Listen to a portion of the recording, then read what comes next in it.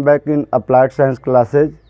आज हम लोग इस क्लास में क्लास 10th के पोलिनोमियल चैप्टर को कंटिन्यू रखते हुए आगे के बात को देखेंगे। पिछले वीडियो में हम लोगों ने देखा था कि डिवीज़न कैसे करते हैं, तो आज के क्लास में हम लोग ये बात करेंगे उसी डिवीज़न प्रोसेस में कुछ आगे के क्वेश्चंस को, आगे के टॉपिक्स को। तो हम लोगों ने डिवीज़न मेथड में देखा था कि डिवीज़न के लिए 2.3 में बेसिकली कि डिवाइड करके और कैसे हम लोग चेक करते हैं कि कोई पोलिनोमियल फैक्टर है कि नहीं, या फिर उसका क्वोशेंट रिमाइंडर क्या आता है। तो इसमें हमने आपको बताया था, एक क्वेश्चन के तौर पर देख लेते हैं। इसमें जैसे 2 का थर्ड नंबर क्वेश्चन दिया है या सेकंड दिया है, तो सेकंड नंबर क्वेश्चन को हम देख लेते हैं और ये थर्ड को ही देख लेते हैं। थर्ड में पावर 5 तक दिया गया है। तो एक्सरसाइज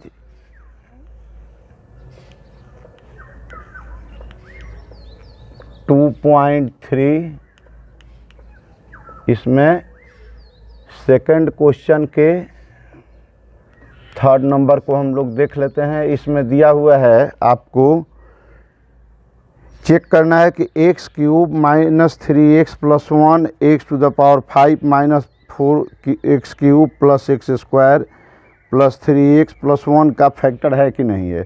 तो देखिए इसमें क्या करेंगे कि हम डिवाइड करेंगे। सबसे पहले x क्यूब ले लेते हैं माइनस 3x प्लस 1, और इससे हमको डिवाइड करना है x to the power 5 minus 4x cube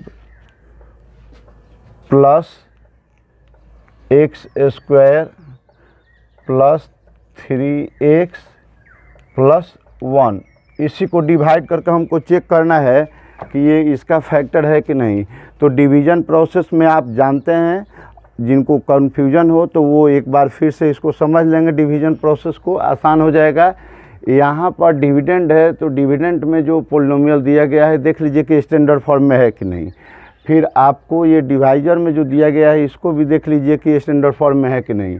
तो यहाँ देख रहे हैं कि x cube minus 3x plus 1 है, और यहाँ पर x to the power 5 minus 4x cube plus x square plus 3x plus 1 है। दोनों स्टैंडर्ड फॉर्म में है। तो नेक्स्ट स्टेप हमारा क्या होता है कि इसमें फर्स्ट को कटाएंगे, यानी इक्वल करेंगे। तो यहाँ x क्यूब है, यहाँ पर x टू द पावर 5 है। तो जाहिर सी बात है कि हमको क्वोशेंट के रूप में पहला टर्म लेना पड़ेगा x स्क्वायर। तो x स्क्वायर ले लिए, तो x स्क्वायर से अब इसको मल्टीप्लाई करके नीचे लिखना है। तो x स्क्वायर से मल्टीप्लाई किए तो x टू द पावर 5 हो गया माइनस 3x क्यूब हो गया, और फिर प्लस में हो गया हमारा ये x स्क्वायर। तो अब यहाँ पर ये हो जाएगा माइनस, ये हो जाएगा प्लस, ये होगा माइनस, इसको कैंसिल कर दीजिए। तो ये और ये कट गया है, यहाँ भी ये और ये कट गया है।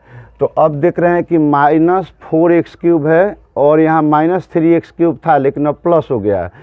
तो प्लस 3 है और माइनस में 4 है, तो आपका माइनस x क्यूब बचेगा, प्लस ये आपका बच जाएगा, तो कैंसिल आउट हो गया है। तो 3x, और फिर यहाँ पर बच गया प्लस 1।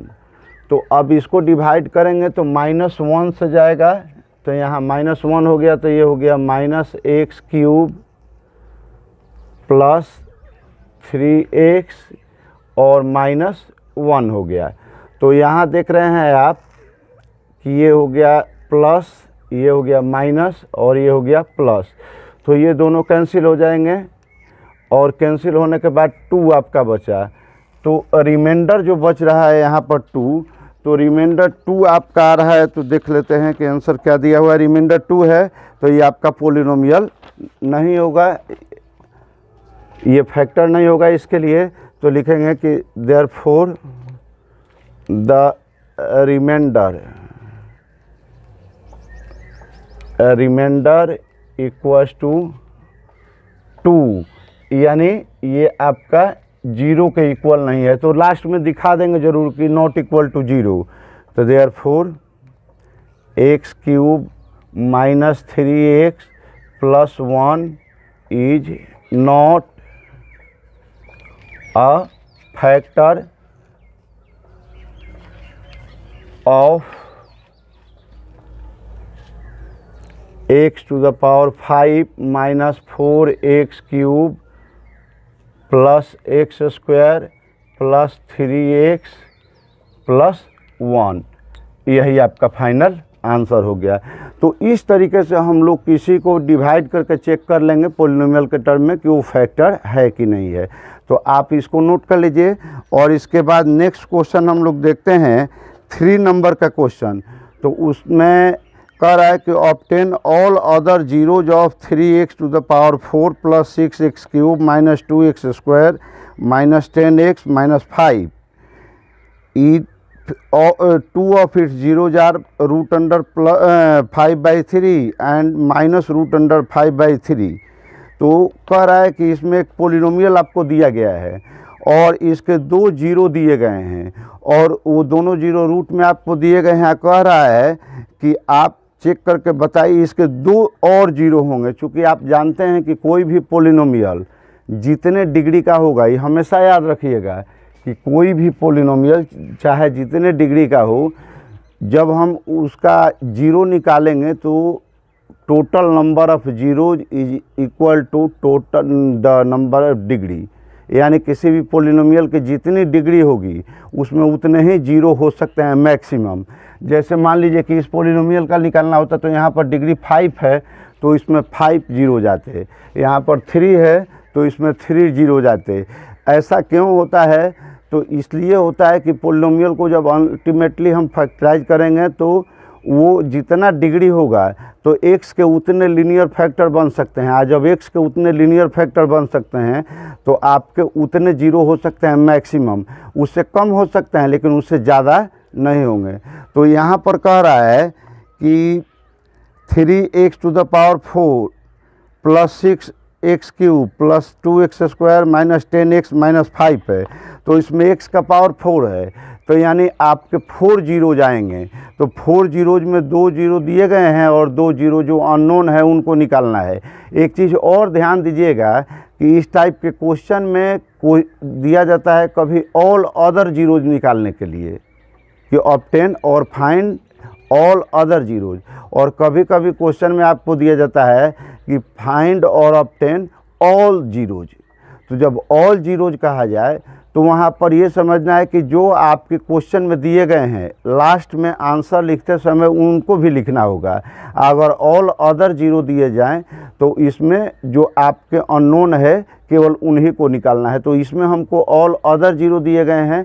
तो आइए देखते हैं इस क्वेश्चन को। इस 3rd नंबर के क्वेश्चन में आप देख रहे हैं कि px equals to 3x to the power 4 plus 6x cube minus 2x square minus 10x minus 5 ये आपका दिया हुआ है और इसके 2 जीरो दिए गए हैं कि root under 5/3 and minus root under 5/3। तो अब कह रहा है कि इसके बाकी के 2 जीरो निकालने हैं। तो यहाँ पर ये 2 जीरो दिए गए हैं तो इसका मतलब क्या हुआ कि therefore x equals to root under 5/3 and x equals to minus root under 5/3। जो जीरो होगा वो x का वैल्यू होगा। तो इसका मतलब क्या हुआ कि x minus root under 5/3 and x equals to, ये इधर आएगा x प्लस हो जाएगा तो x प्लस रूट अंडर 5/3 ये हो जाएंगे। यहाँ पर लिख लीजिए इक्वल टू 0 एंड ये भी हो जाएगा इक्वल टू 0। तो clearly x minus root under 5/3 and x plus root under 5/3 are the two factors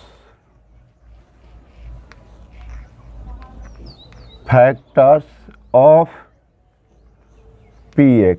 ये px जो आपके पोलिनोमियल दिए गए हैं तो इन दोनों के ये दो फैक्टर हो गए।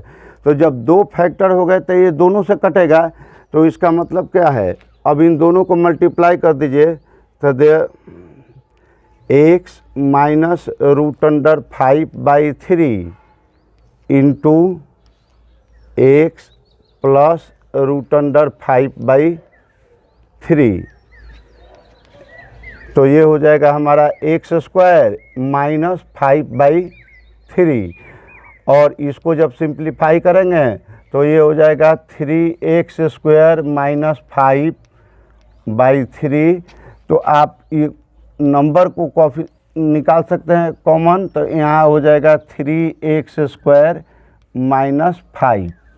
तो इसका मतलब क्या हुआ, देयरफॉर px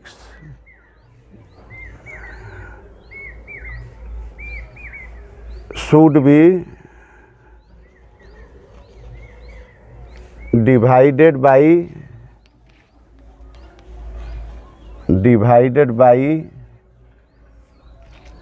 3x² माइनस 5। चूँकि आप ये जानते हैं कि डिवाइड जब करते हैं उसमें नंबर में कुछ भी हम रख सकते हैं कोसेंट में, वहाँ पर टर्म में आप पॉइंट में भी हो सकते हैं, डेसिमल में भी हो सकते हैं, रूट में भी हो सकते हैं। तो यहाँ जो कोएफिशिएंट नंबर आ रहा है इसको छोड़ सकते हैं, बाकी जो पोलिनोमियल वाला एक्सप्रेशन है ये ज़रूर आपका एक फैक्टर होगा। तो अब 3x माइनस 5 आपको क्लियर हो गया कि इसका एक फैक्टर होगा निश्चित रूप से। तो जब ये फैक्टर होगा तो अब डिवाइड करेंगे हम इसमें कि 3x² माइनस 5 से हमको डिवाइड करना है 3x⁴ plus 6x³ minus 2x² minus 10x minus 5 divide कीजिए। तो यहाँ 3x² है, यहाँ 3x⁴ है, तो x⁴ रखेंगे तो यहाँ हो जाएगा आपका 3x⁴ और माइनस 5x² हो गया। तो यहाँ पर माइनस हो जाएगा और ये आपका प्लस हो जाएगा, ये दोनों कैंसिल हो जाएंगे। तो अब बच गया 6x³ और ये हो जाएगा -2 है, प्लस में 3 है, तो प्लस में 5 है, तो यहाँ 3x² बचेगा। और ये पूरा ऊपर वाला नोट कर लेंगे नीचे 10x माइनस 5। अब फिर यहाँ देख रहे हैं कि प्लस 2x से जाएगा, तो 2x से जाएगा तो यहाँ कितना हो जाएगा 6x³ और माइनस 10x, ये हो जाएगा प्लस, यहाँ हो जाएगा माइनस, ये आपको ये दोनों कैंसिल हो जाएंगे। और कैंसिल होने के बाद क्या बचा, तो यहाँ पर बच गया 3x² माइनस 5, यहाँ भी वही चीज़ है, तो +1 से आपका हो जाएगा। तो यहाँ लिख सकते हैं 3x² माइनस 5, ये प्लस हो जाएगा, ये आपका माइनस हो जाएगा, ये दोनों कैंसिल हो जाएंगे। तो आपका लास्ट में क्या बच गया, 0 बच जाएगा, 0 बच जाएगा। अब इसमें क्या होगा कि यहाँ देखते हैं, अब इसमें यहाँ पर रिमाइंडर आपका 0 आ रहा है, तो 0 आ रहा है, इसका मतलब कि ये आपका कोसेंट है, ये भी एक फैक्टर के रूप में होगा x² प्लस 2x प्लस 1। तो यानी इसको और इसको मल्टीप्लाई करेंगे तो ये टर्म मिल जाएगा। तो जब ये फैक्टर में आ गया तो अब 0 निकालेंगे कैसे, तो देखिए अब इसके बाद 0 निकाल लेते हैं कि x² plus 2x plus 1 equals to, जब 0 रखेंगे 0 निकालने के लिए, तो यहाँ हो जाएगा x² प्लस x, आप इसको फैक्टराइज कर लीजिए, x प्लस 1, ये हो जाएगा 0। चाहे तो आप फार्मूला पर भी ले सकते हैं, x plus 1 the whole square होगा, यहाँ पर x कॉमन हो गया है, तो x प्लस 1 फिर x प्लस 1 इक्वल्स टू 0 हो गया। तो implies x plus 1 into x plus 1 equals to आ गया 0, यानी x का वैल्यू आ गया -1 और फिर -1 आया। तो हम दोनों बार लिखेंगे, इसको रोकेंगे नहीं, एक बार नहीं छोड़ेंगे, दोनों बार लिखेंगे x का वैल्यू -1 फिर x का वैल्यू -1। तो इस तरीके से ये दोनों जो वैल्यू आ गए तो लास्ट में आप आंसर में क्या लिख सकते हैं, यहाँ पर आंसर में बॉक्स में लिख देते हैं। ये आंसर में आप फाइनली लिख सकते हैं इसको, इस चीज़ को लेकर के कि therefore all other zeros, all other zeros तो इक्वल्स टू हो जाएगा -1, यही आपका आंसर हो जाएगा। तो इस तरीके से आप इस क्वेश्चन को देख सकते हैं, नोट कर लीजिएगा। और इसके बाद नेक्स्ट क्वेश्चन का हिंट समझ लीजिए। उसमें कह रहा है कि on dividing x³ - 3x² + x + 2 by a polynomial gx the quotient and remainder where x - 2 एंड -2x + 4 रेस्पेक्टिवली, फाइंड gx। तो gx निकालना है। तो जैसे जनरल हम लोग जानते हैं कि डिविडेंड इक्वल्स टू होता है divisor into quotient plus remainder. तो वही चीज़ यहाँ भी होगा कि px आपका दिया हुआ है, उसके बाद कह रहा है पोलिनोमियल जो दिया है उसको px लिखेंगे, gx जो दिया हुआ है तो gx आपको निकालना है, क्वोशेंट दिया हुआ है x - 2 और रिमाइंडर दिया हुआ है आपका -2x + 4। तो आप क्या लिखेंगे कि according to division algorithm, note कर लीजिएगा, according to division algorithm px = gx into bracket में लिखिएगा x - 2 और प्लस में आपका रिमाइंडर हो जाएगा तो ब्रैकेट में लिख लीजिएगा -2x + 4। और इसके बाद इसको सॉल्व करेंगे तो सॉल्व करने पर क्या होगा, px का वैल्यू आप लिखे हैं = gx इंटू x - 2, आप प्लस में रिमाइंडर दिए हैं तो रिमाइंडर को आप लेफ्ट साइड में लेकर के जाएंगे तो माइनस कर जाएगा और माइनस करने के बाद आपका आ जाएगा x³ - 3x² + 3x - 2 आएगा, इक्वल्स टू हो जाएगा gx इंटू x - 2। तो gx का वैल्यू क्या होगा, डिवाइड हो जाएगा, यानी x³ - 3x² प्लस आपका हो जाएगा 3x - 2 और डिवाइडेड बाई x - 2 हो जाएगा। तो जब अब यहाँ पर आप डिवाइड करेंगे, x - 2 से डिवाइड करेंगे x³ - 3x² प्लस 3x - 2 को, तो आपका जो क्वोशेंट आएगा x² - x + 1 आएगा, आप चेक करके देख लीजिएगा तो वही gx का वैल्यू हो जाएगा। और एक लास्ट 5 नंबर क्वेश्चन दिया हुआ है कि give examples of polynomials px, gx, qx and rx which satisfy the division algorithm and condition दिया है डिग्री ऑफ px तो इक्वल्स टू दिया है degree of qx, degree of qx equals to degree of rx और degree of rx equals to 0। 3 अलग अलग condition दिए गए हैं। तो पहले कंडीशन में हमको क्या देखना है कि डिग्री ऑफ px और डिग्री ऑफ qx ये दोनों बराबर होना चाहिए। तो और gx और rx क्या होना चाहिए, तो gx और rx के लिए अब यहाँ पर हम देख सकते हैं ये कांस्टेंट टर्म हो जाएंगे क्योंकि degree px, gx, qx, rx दिया हुआ है, डिग्री px और डिग्री qx इक्वल है। तो gx और ये rx के बारे में कुछ नहीं दिया गया है तो आपके दोनों के कांस्टेंट टर्म हो जाएंगे। px क्या हम ले सकते हैं, तो कोई भी एक चीज़ ले लीजिए, जैसे px इक्वल्स टू ले सकते हैं, आप नोट कर लीजिएगा कि px equals to 2x² - 2x + 14। उसी तरीके से gx का वैल्यू नोट कर सकते हैं 2, qx इक्वल्स टू लिख सकते हैं x² - x + 7 और rx इक्वल्स टू लिख सकते हैं 0। आप कोई भी ले सकते हैं। यहाँ पर gx और rx दोनों कांस्टेंट टर्म हैं तो दोनों को कुछ भी कांस्टेंट लिख दीजिए। इसके बाद ये क्या कह रहा है कि px और qx दोनों की बराबर डिग्री है, तो अगर दोनों क्वाड्रेटिक होंगे तो दोनों क्वाड्रेटिक, अगर क्यूबिक होंगे तो दोनों क्यूबिक, ऐसा ही आपको कोई भी पोलिनोमियल चूज करना है। फिर सेकंड में कह रहा है कि degree of q equals to degree of r, qx equals to degree of rx। तो ये दोनों के डिग्री क्या होना चाहिए, px और gx से कम होना चाहिए, चूँकि px, gx, qx और rx ये चारों के चारों सेम टर्म से रिलेटेड हैं। तो वहाँ पर आप लिख सकते हैं कि px equals to x³ + x² + x + 1, gx का वैल्यू उससे कम लेना है तो वहाँ पर ले सकते हैं कि x² - 1 चाहे x² + 1 भी आप ले सकते हैं।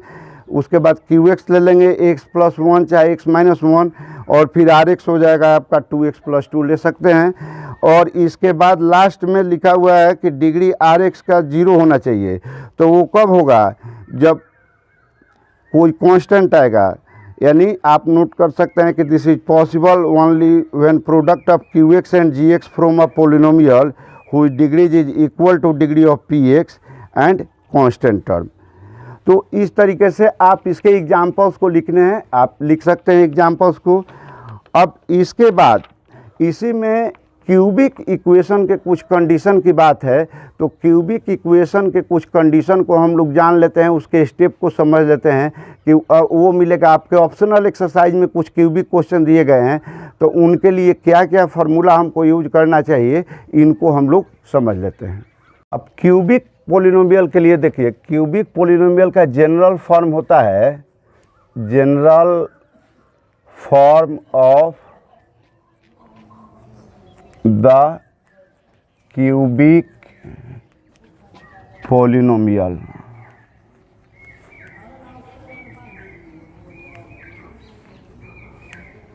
तो ये फॉर्म क्या होगा, A X cube plus B X square plus C X plus D, यह क्यूबिक का फॉर्म होता है।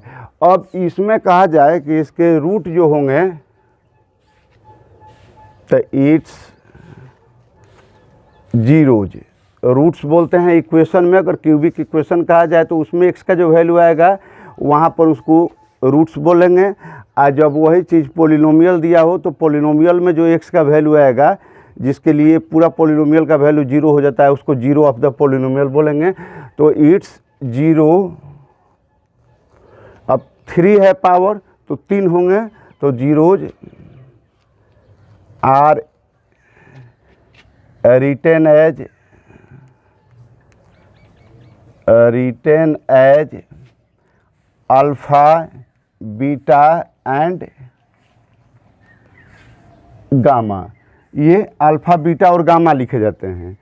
तो इनमें रिलेशन क्या होता है, तो रिलेशन के लिए अल्फा बीटा गामा जो होता है, तो जैसे हम लोग क्वाड्रेटिक में पढ़े हुए थे कि 2 जीरो होते हैं, तो उसमें एक एक जीरो को लेकर के ऐड किया जाए।